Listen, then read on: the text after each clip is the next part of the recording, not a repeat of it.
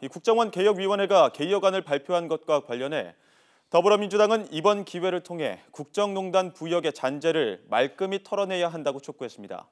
반면 자유한국당은 제 역할을 다하지 못하는 국정원으로 만들 것이라면 차라리 해체하는 게 낫다고 비판했습니다. 국회 취재기자 연결하겠습니다. 강희경 기자. 네, 국회입니다. 네, 국정원 문제를 놓고 여야가 상반된 입장을 보이는군요. 네, 민주당은 만시지탄이지만 부패한 권력의 하수인에서 국가와 국민에 충성하는 정보기관으로 재탄생하는 첫걸음이 될 것이라고 밝혔습니다. 민주당 우원식 원내대표는 제도 개혁이 성공하려면 반드시 달라져야겠다는 내부의 자성과 성찰이 있어야 한다고 강조했는데요. 국정원이 부역 잔재를 스스로 털고 총체적인 개혁 작업에 나서야 한다며 국정원이 민주주의를 수호하는 유능한 정보기관으로 거듭날 수 있도록 민주당이 앞장서서 지원하겠다고 말했습니다. 직접 들어보겠습니다. 개혁도 결국 사람이 하는 것인 만큼 정치개혁, 국정농단, 부역의 잔재를 스스로 말끔히 털어버리고 인적, 제도적, 문화적, 총체적인 개혁 작업에 매진해 줄 것을 강력하게 촉구합니다. 국민의당 김동철 원내대표도 이명박 박근혜 정권 당시의 국정원장 4명이 검찰 수사와 법원 재판을 받게 됐다며 최고 정보기관이 본연의 임무를 상실한 채 권력의 소나기에서 만신창이가 됐다고 비판했습니다. 특히 검찰이 적폐의 뿌리인 이명박 전 대통령을 당장 소환해서 적극적으로 조사하는 것이 적폐청산의 완결이라고 강조했습니다.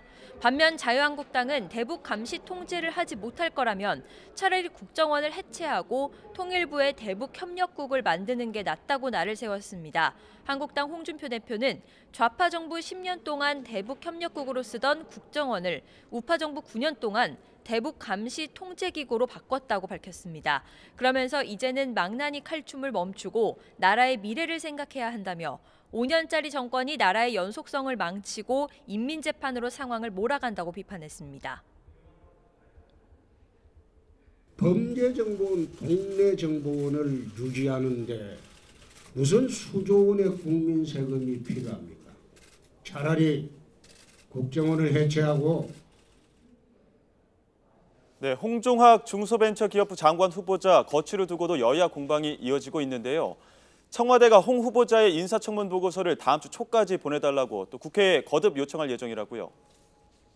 네, 청와대는 홍종학 장관 후보자의 인사청문 보고서를 오는 20일까지 송부해달라고 국회에 요청할 예정입니다. 인사청문회법에 따르면 국회는 공직 후보자의 임명 동의안이 제출된 날로부터 20일 안에 청문 절차를 마쳐야 하는데요.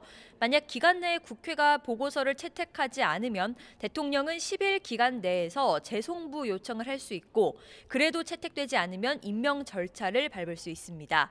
이미 국회에서 홍 후보자 청문 보고서 채택이 무산된 만큼 야권은 청와대가 결국 임명을 강행하려는 의도를 나타낸 것이라고 비판의 목소리를 높였습니다. 한국당 정태욱 원내대변인은 인사청문 보고서 송부를 재요청하는 것은 임명 강행을 위한 수순으로 보인다고 밝혔습니다.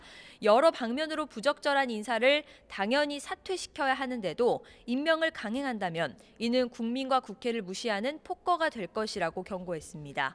국민의당 김동철 원내대표도 청와대가 홍 후보자 임명을 철회하고 야당의 협치를 구하는 게 순리라고 비판했습니다.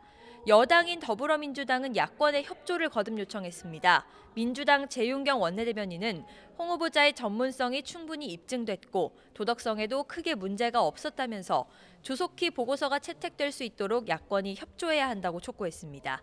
지금까지 국회에서 YTN 강희경입니다.